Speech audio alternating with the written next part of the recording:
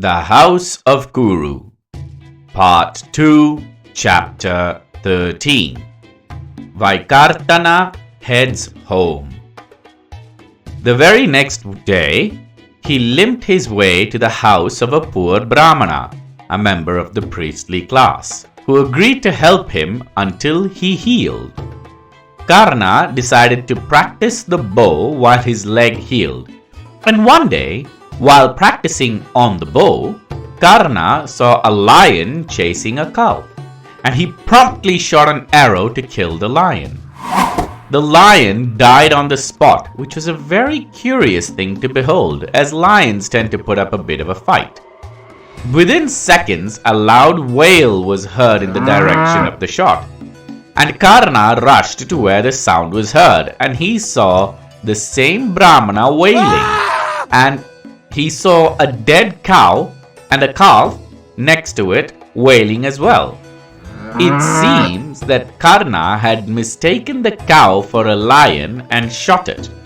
And the moment Karna arrived with a bow and arrow, the Brahmana surmised that it was Karna who shot the cow. "You wretch! I provide you with shelter and food, and this is the way you repay me? By killing my only livelihood?" wailed the Brahmana. No, I had no clue," stammered Vaikartana Karna, when the Brahmana, eyes full of anger, pronounced a terrible curse. "Just as you killed a helpless, defenseless creature, you too will die when you are helpless and defenseless. Now get out of my sight," screamed the Brahmana, as Karna, full of shock and disbelief, decided to leave the house of the Brahmana immediately before he accumulates any further curses. Indra was pleased. It was he who had created the illusion to ensure Vaikartana Karna saw a lion instead of the mother cow. Cursing his fate and his ill luck, he limped his way back to his foster father Adhiratha's house. The parents of Karna welcomed him as they would welcome a king from a successful campaign. Karna's mother, Radha, lit a small fire in a clay pot and circled it clockwise around his face 3 times and then anti-clockwise around his face about 2 or 3 times to ensure any evil eye was warded off, and his father Adhiratha embraced him tightly. Tears were shed between the father, son, and mother.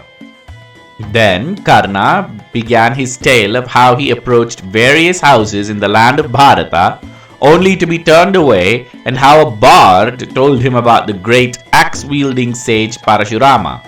He told everything about his training to his foster father and mother, who swelled in pride and admiration, being careful not to tell them about his lie or the curses. Finally, after he finished, his mother applied various ointments to his injury, which Karna brushed off as a training wound. Adhiratha then approached Karna and said, "Dear son, you have brought so much joy and pride to me and to my wife. I will give you a brand new chariot with 2 horses and whip," said Adhiratha, as he gave the whip to Karna. "Father, there is no need for such," protested Karna, but Adhiratha insisted. "This is my life savings, son. Please do not refuse something your father bestows with love. I know you will be great one day, and this is proof of it. Learning under the axe-wielding sage is no ordinary feat.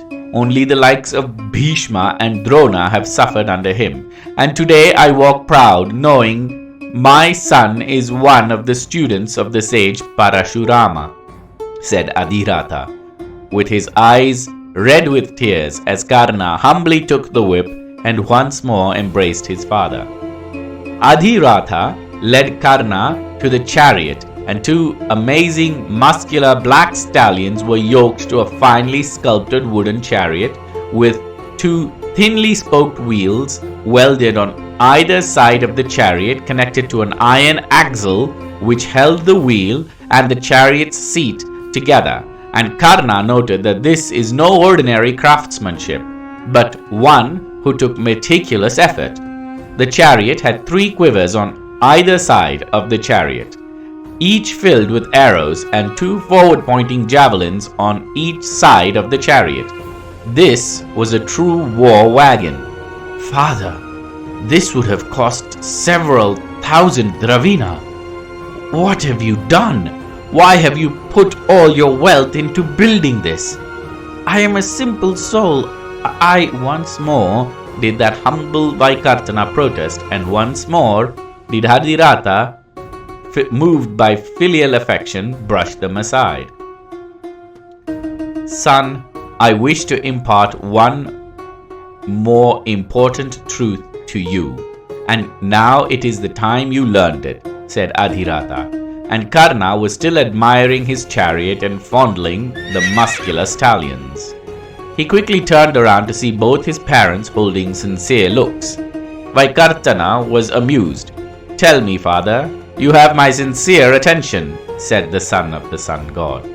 The parents exchanged worried looks as Adhiratha spoke very slowly and said, My son, you are not my true son.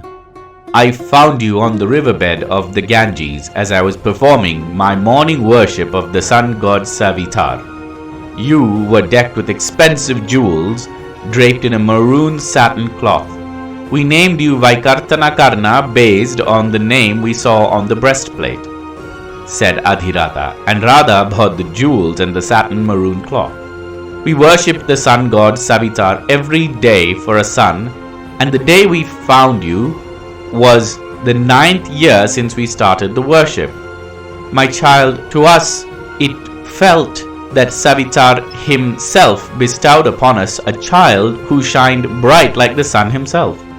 My son, I am sorry for not telling you this earlier. I should have when Karna stopped his father.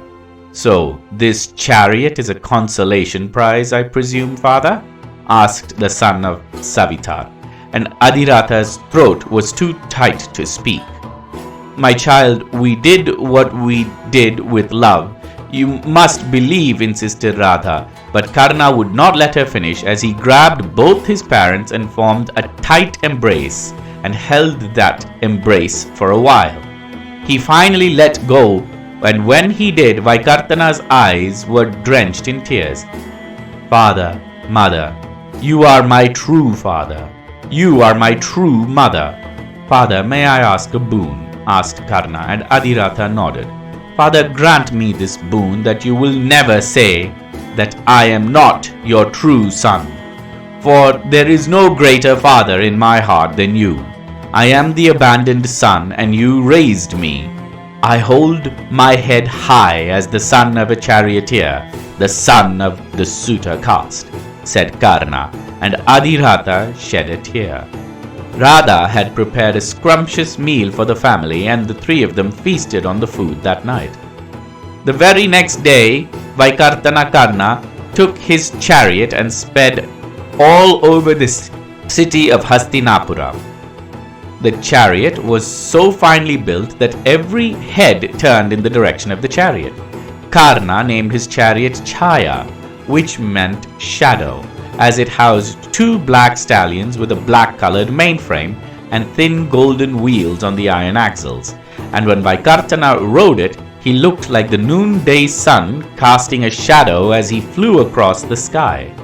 Karna rode into the city of Hastinapura and came across a number of street heralds claiming the students of Guru Drona will be exhibiting their talents the very next day, and that everyone from the lowest peasant to the highest king was invited to see the majestic Yudhishthira, the mighty Bhima, the light-handed Arjuna, and the ferocious Suyodhana all display their talents on the stadium. Vaikartana was interested, very interested.